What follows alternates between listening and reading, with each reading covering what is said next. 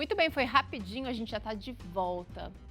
E a Organização Mundial da Saúde aponta que a falha em seguir as recomendações atuais de atividade física é responsável por mais de 5 milhões de mortes em todo o mundo.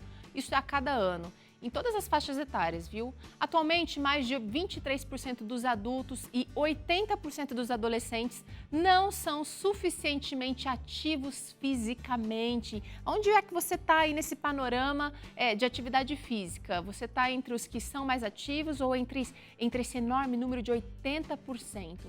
A organização ainda acrescenta que se a atividade física saudável, o comportamento sedentário e os hábitos de sono forem estabelecidos já no início da vida, isso pode ajudar a moldar os hábitos desde a infância, adolescência e até chegando à idade adulta.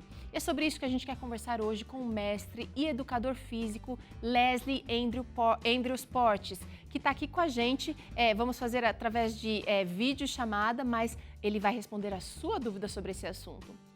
Digo sua porque você pode participar aqui com a gente, mandando sua mensagem para o WhatsApp. O nosso contato é o seguinte, 0 operadora 12 982660004. Anotou? Vou repetir, 0 operadora 12 982660004.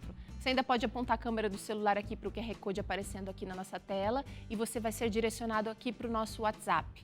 Bem mais fácil, aí você pode mandar a sua pergunta, não esquece de dizer o seu nome, de onde você está falando, para que a gente, na medida do possível, traga aqui a sua fala para o nosso profissional hoje.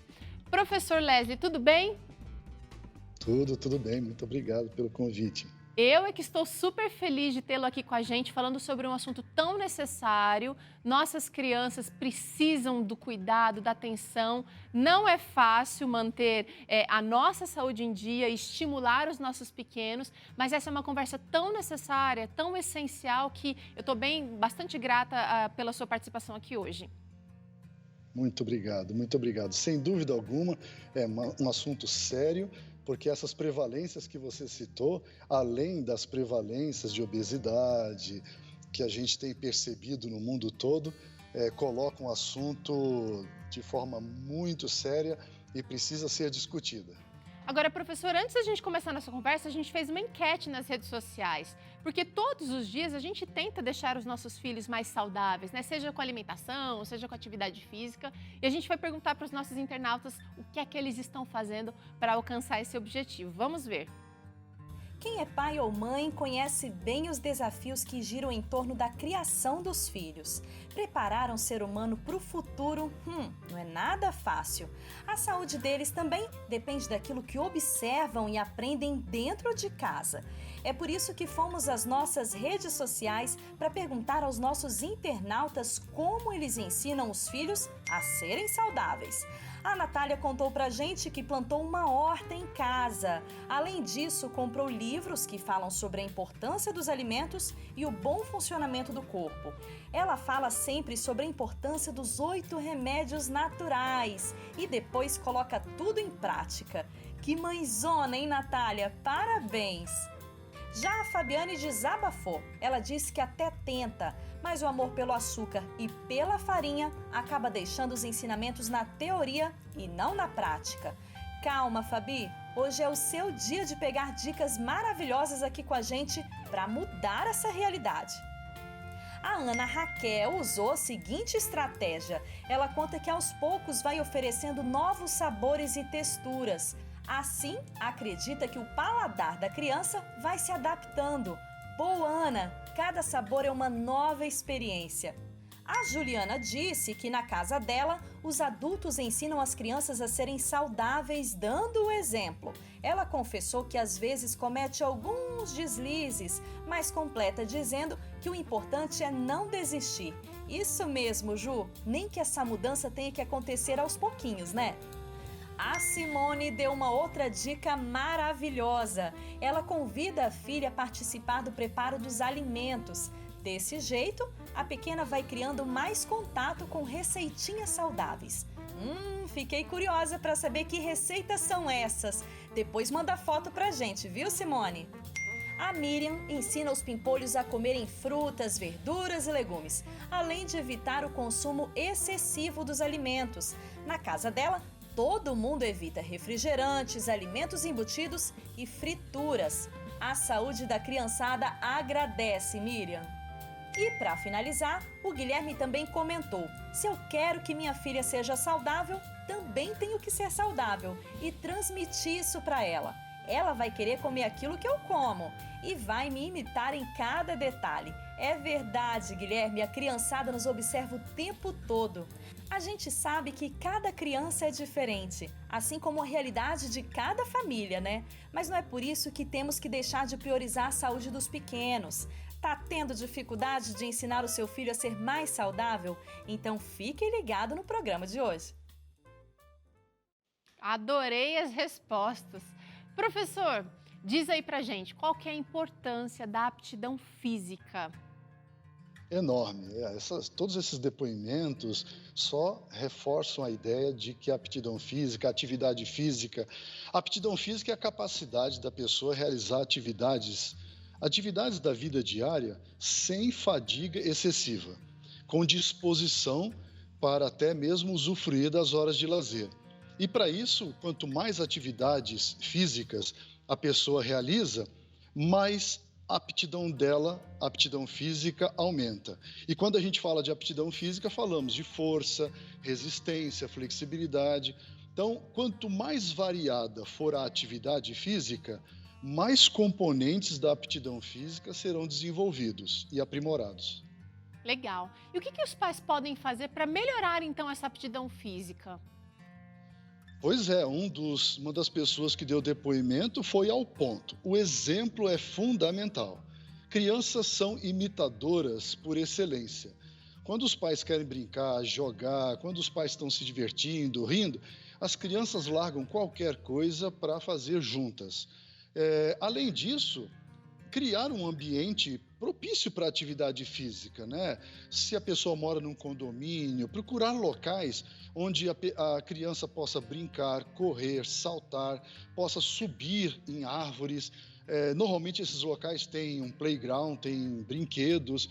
E aí, à medida que o pai, principalmente para os mais novos, né? À medida que o pai vai fazendo atividade, vai desafiando a criança, o que acontece é que ela se torna interessada naquilo ali. Agora, já os mais, um pouco antes da adolescência, né, a pré-puberdade, eles gostam de atividades que eles possam criar, que eles possam inventar formas diferentes, animadas. E os adolescentes não. Os adolescentes já têm um comportamento semelhante ao adulto, então todas as estruturas, equipamentos que puderem ser adicionados ao ambiente ajudarão muito a prática da atividade física dessas crianças e adolescentes.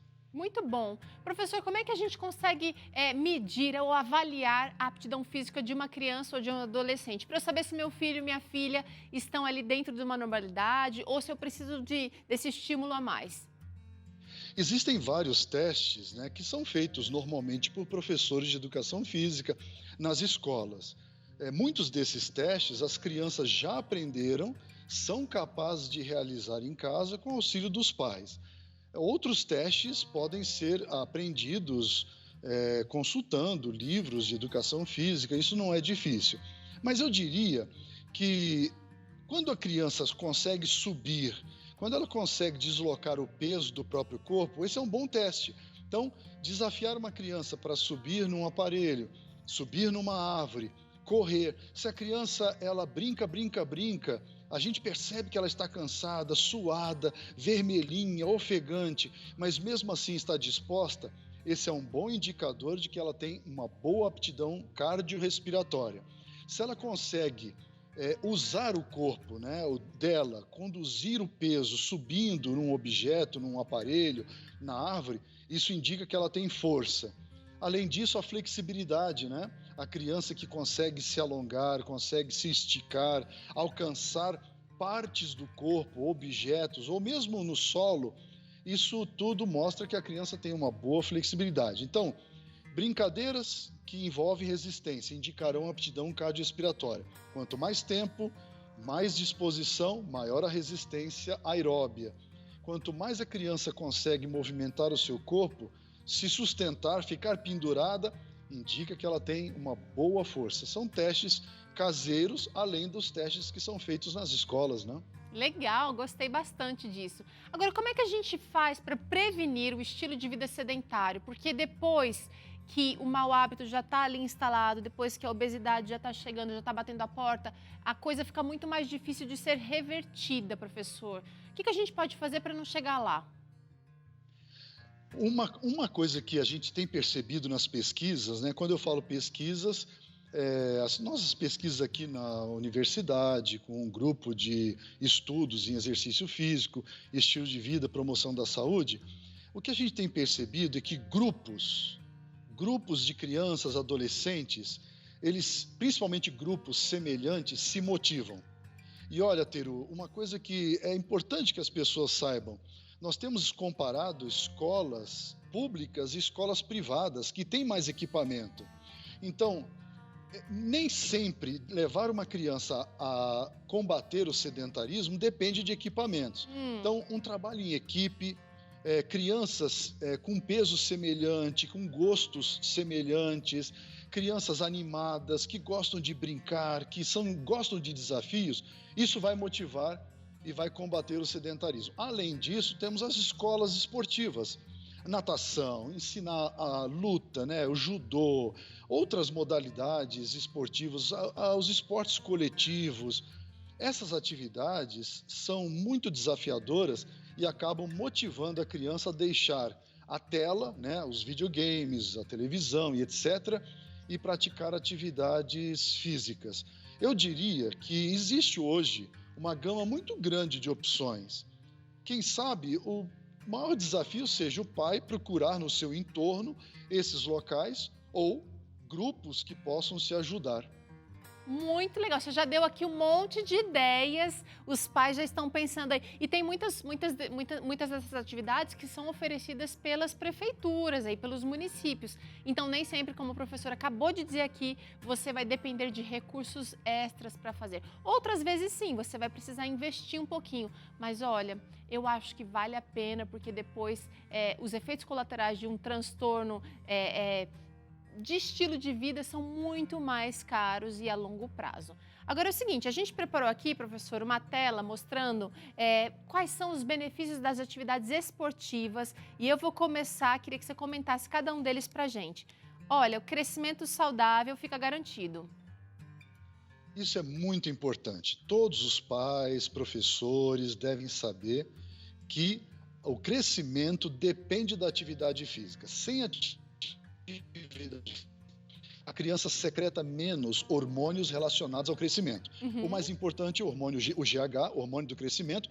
E olha que interessante, quanto mais intenso é o exercício, maior a secreção de GH e isso vai estimular o crescimento. Além do GH, nós temos a testosterona já para os adolescentes, a insulina, o IGF-1. Então, são hormônios que aumentam com a intensidade do exercício e estimulam o crescimento ósseo, muscular e dos órgãos, como, por exemplo, pulmão, coração, etc. Maravilha, a gente foi feito por um movimento, minha gente. Olha aqui, outro benefício, então, da atividade esportiva para as crianças, manutenção do peso.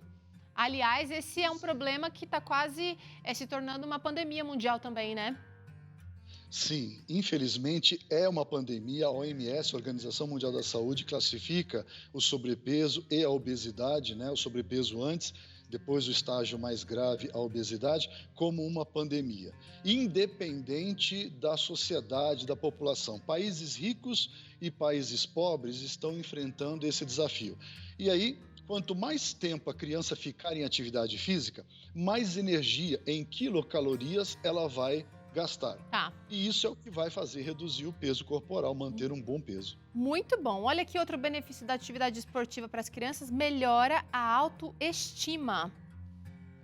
Exatamente, confiança. Crianças que superam obstáculos, crianças que superam desafios, que vencem atividades de força, resistência, elas têm uma autoestima, uma autoconfiança superiores. Essa é uma criança que vai levar isso para a vida toda. Ela sabe que tem desafios e ela sabe que pode vencê-los. Maravilha! Olha aqui outro benefício interessante, gente. Melhora o convívio social. E é disso que a gente está sentindo muita falta nesse momento também, viu, professor? De poder deixar as crianças brincarem na escola, em conjunto. Exatamente, porque em um grupo você ganha, perde, você ajuda, né, colabora, você participa, você, em algumas atividades físicas, você é um elemento, na outras você é a pessoa mais importante, e isso é muito legal para a criança que está aprendendo a conviver com diferentes pessoas, diferentes gostos, não? Excelente, excelente. Olha aqui, professor, esse benefício que interessante. Ela desenvolve a flexibilidade. Atividades físicas como a natação, a ginástica, são, por excelência, atividades esportivas que exploram a flexibilidade. Sem dúvida alguma, essas atividades estão no topo, mas todo o exercício físico que a criança utilize o peso do próprio corpo, isso vai exigir dela alongamento e vai melhorar a flexibilidade. Isso a gente leva para o resto da vida, porque na vida adulta, no idoso, nós temos muitos problemas com dores na coluna, né, as lombalgias, e a flexibilidade é um componente indispensável da aptidão física. É, bem lembrado, professor. Olha aqui, esse benefício aqui, aprende novas habilidades também. É aí que vem o estilo de vida que você mencionou. A criança que vai fazendo novas atividades, ela vai descobrindo maneiras novas, né, maneiras diferentes, talvez mais difíceis, isso é muito bom, de executar uma mesma tarefa. Na vida adulta, ela vai conseguir se adaptar rapidamente ao seu entorno. Às vezes ela não tem uma piscina, mas ela aprendeu a jogar bola. Ela rapidamente forma um grupo e vai brincar numa quadra, num campo ou mesmo num terreno. Então, desenvolver habilidades com diferentes atividades, explorar isso é uma coisa muito boa que os pais podem fazer. Com certeza. Olha, esse outro benefício aqui aprimora aptidões físicas. Você acabou de mencionar aqui também, né? Exatamente. Olha, a aptidão física é hoje considerada um requisito fundamental para a saúde. Pessoas com maior aptidão física têm menores índices de hipertensão arterial, dislipidemia, né? Alteração da gordura no sangue, o coração é mais forte, o pulmão capta mais oxigênio, elimina mais rapidamente o CO2. Então, quanto mais atividades e diversificadas, e principalmente aquelas atividades físicas que levam a pessoa a transpirar, que ela fica vermelhinha, corada, que a respiração fica intensa, ela vai, sem dúvida alguma, desenvolver a sua aptidão física e isso vai promover saúde. Maravilha! Olha aqui, essa última que a gente separou para hoje, ela melhora a coordenação motora, professor. Isso é muito interessante, a gente fica observando as pessoas, algumas pessoas se esqueceram como andar, algumas pessoas se esqueceram como brincar, elas têm dificuldade, às vezes, de pegar uma bola. Muitas vezes nós jogamos uma bola para um adulto e ele fica piscando, ele fecha os olhos, a gente vê que ele está com medo do objeto. Ele perdeu aquela coordenação, olho-mão, a noção de espaço, tempo. A atividade física, que é explorada na fase do infantil, é a melhor fase para desenvolver a coordenação. Se ela for executada por muito tempo, provavelmente nós teremos um adulto mais coordenado, né? E isso ajuda em várias atividades, como, por exemplo, dirigir, né? Pedalar. Às vezes a pessoa quer pedalar, mas ela esqueceu como faz isso. Vale a pena insistir, essa habilidade ela é recuperada rapidamente. A coordenação a gente não esquece.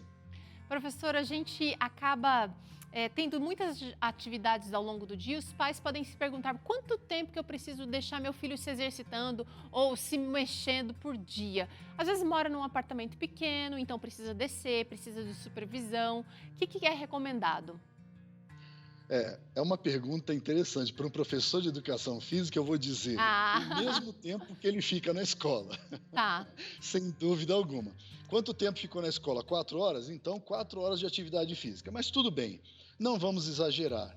Com certeza, 1 hora, 2 horas por dia é um tempo adequado. Se a criança transpirou bastante, se ela gastou bastante energia, se você percebe que ela está dormindo mais cedo, dormindo bem, você está usando um tempo adequado, 1 hora, 2 horas. Mas o pai não deve se preocupar. Se a criança quiser ficar brincando 3, 4 horas, bem alimentadinha, bem acompanhada, supervisionada, isso não vai fazer mal algum, ao contrário, será muito benéfico.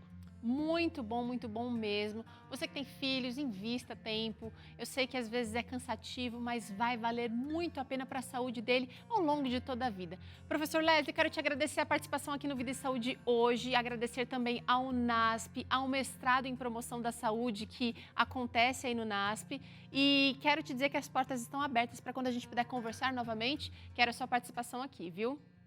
Muito obrigado, eu agradeço muito. Bom, é o seguinte, olha, no próximo bloco a gente vai saber como a sua vida pode ser transformada através dos 8 hábitos saudáveis, e eu vou receber aqui o pastor Carlos Campitelli. Você tem acompanhado aqui o Vida e Saúde durante esses últimos dias, ele tem participado e ainda hoje tem uma super novidade aqui. A chefe Sandra Chaves desenvolveu um sorbet exclusivo com o nome Vida e Saúde. Olha, gente, tá demais. Eu tô curiosa para saber todos os ingredientes, todos os passos dessa receita que você vai poder reproduzir aí na sua casa. Já pensou? Que delícia! Vida e Saúde volta já já.